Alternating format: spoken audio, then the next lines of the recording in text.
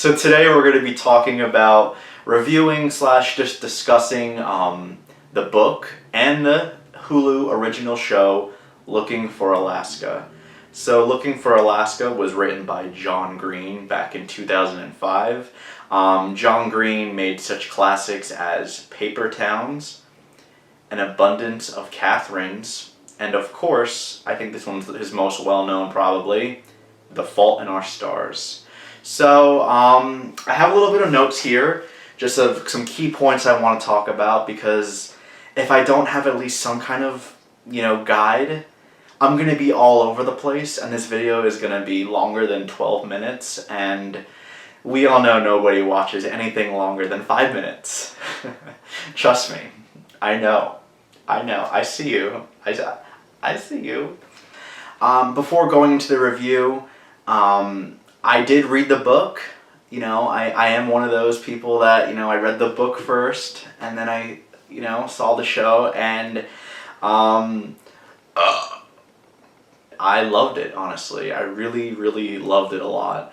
And it was definitely, during that time reading the book, I was going through a hard time, and it definitely did give me some sort of escapism that I did need, and I just really connected well with the characters and just the overall meaning and the whole story. I really, really enjoyed it. It was actually the first book I ever cried. I bawled my fucking eyes out.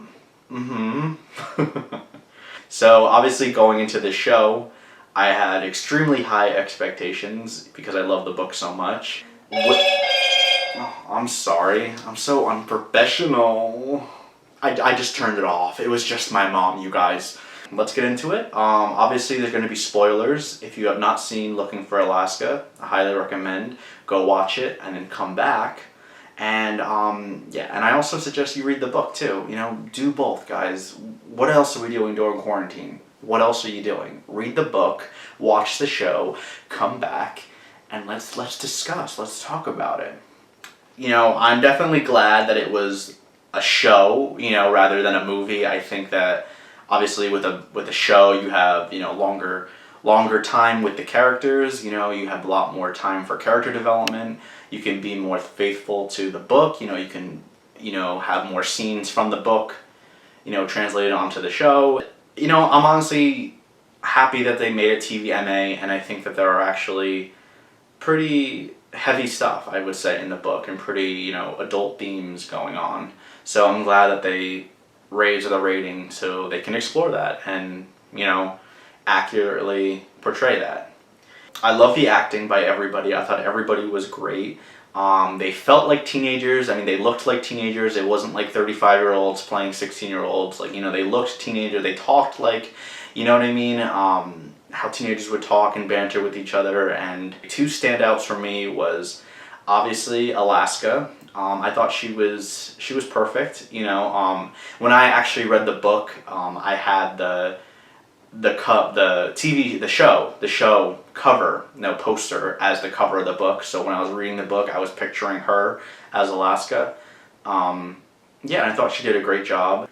Laura was really good. The blonde girl, the Romanian, the European girl, I thought she was really good. I didn't really care for her that much in the book, but I thought the actress who portrayed her was really good, and her accent was not bad.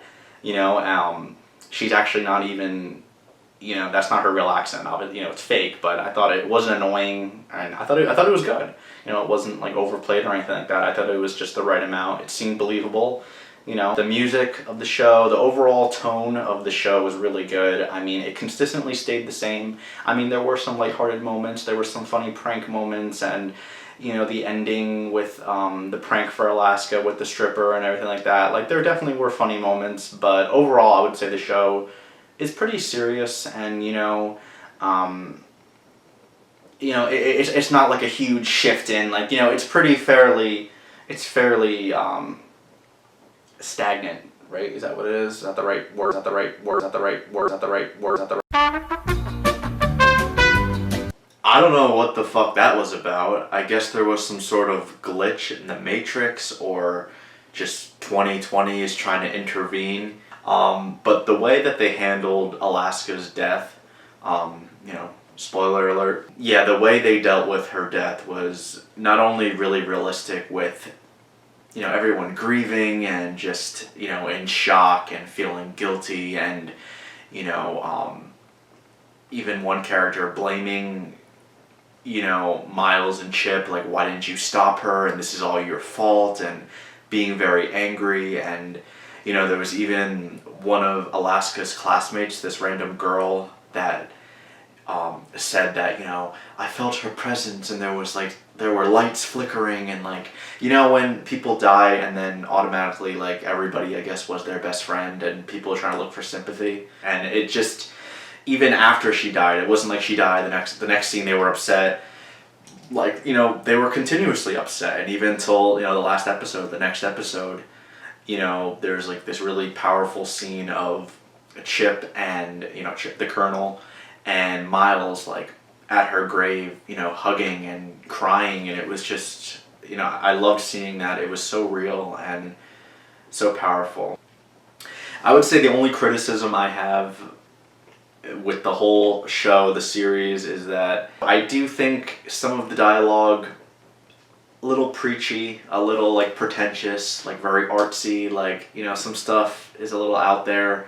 It was like that in the book too. There's specifically one line of Alaska saying she doesn't smoke because she likes it. She smokes to die sooner or quickly, or that she's killing herself, or I don't know, stuff that nobody would really say. With the character of Alaska, she's a feminist. In the first episode, she says to this one guy, down with the patriarchy and don't objectify women's bodies and everything like that.